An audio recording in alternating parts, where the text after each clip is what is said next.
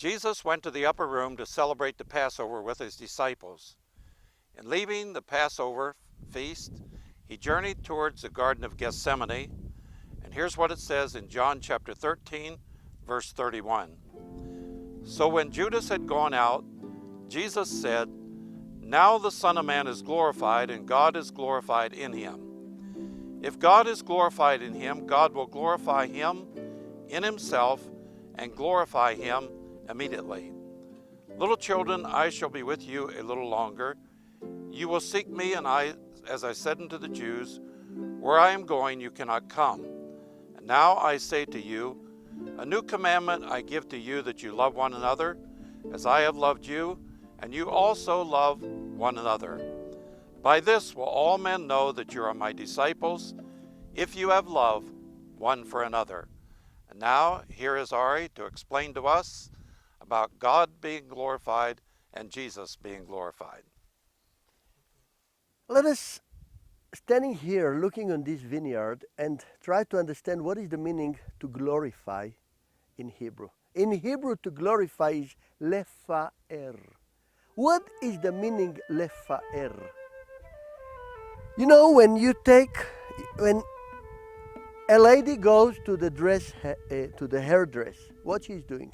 She's sitting on the chair, and then the hairdresser is cutting her hair in such a way that it will fit perfectly the shape of her head, right? It will not give her all kinds of strange hair to go aside. So this cutting is called lefaer. And then later on, after she's finishing, she's going outside, and everyone will say to her husband, "Wow, your wife has a beautiful appearance," and it will glorify the father because of the dress hair of his wife. Now the same we do with the vineyard. Imagine that the vine is sitting on the supporter, and what the wine dresser is doing is taking a knife and is cutting all those branches that are going like I say poodle dog, right? All kinds of directions. By the way, because it's sabbatical year now, this vine is not dressed, it's not mefoar, because every 7 years we keep a sabbatical year, so we don't touch it. That's why look how it looks. Really like a poodle dog, right? It's not nice, it's not mefoar, right? Now Jesus said 5 times, now the Son of Man will be glorified. They will glorify the Father. The Father will be glorified, glorified, glorified. What is the meaning? Actually, now we understand. Glorified is when the vineyard gets 100% the shape of the supporter. What is the shape of the supporter? I think from far, even now you can see the shape of a cross. And being glorified means being part on the cross and even nailed to the cross and getting the shape of the cross. This is what Jesus said, now Son of Man will be glorified. He will become one with the cross. And I think that this image of the cross and the vine on the cross, that's what Jesus meant when he pointed and said, "I am the true vine."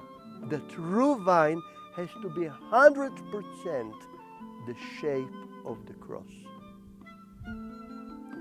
And we just read about the fruits. If you abide in me, you will bring forth fruit. Let us remember, the most important thing in the Bible is producing fruits. All our salvation, in a way, is producing fruits. And let us remember, Jesus speaks again and again, if a tree doesn't produce fruit, it will be cutted. Not the second year, maybe the third year, fourth year, but he will be cutted. Because behind everything that the farmer is doing is expecting fruit. And let us remember the parable that we read in Isaiah 5. The vineyard was planted, the vine were planted, but there was no fruit. So what the vine dresser did, he was destroying, taking out and planted another vine. Jesus said that if you abide with me,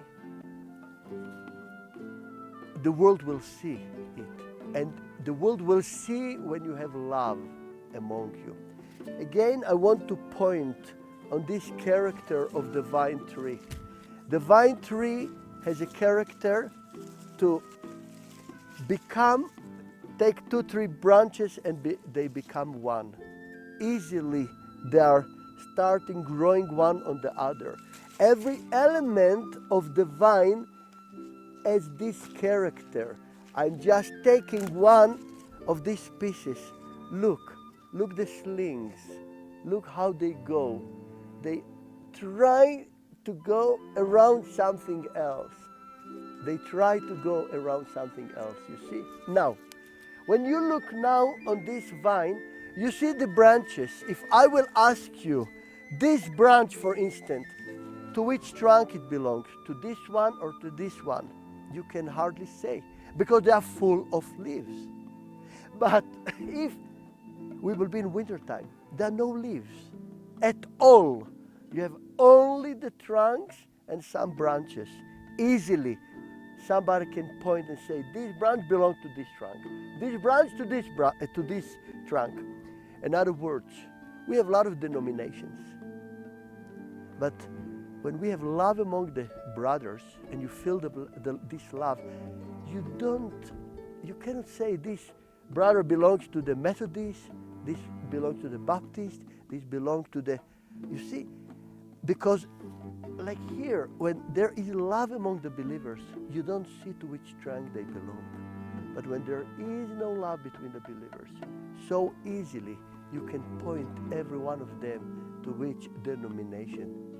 And it makes such a grief to the Lord.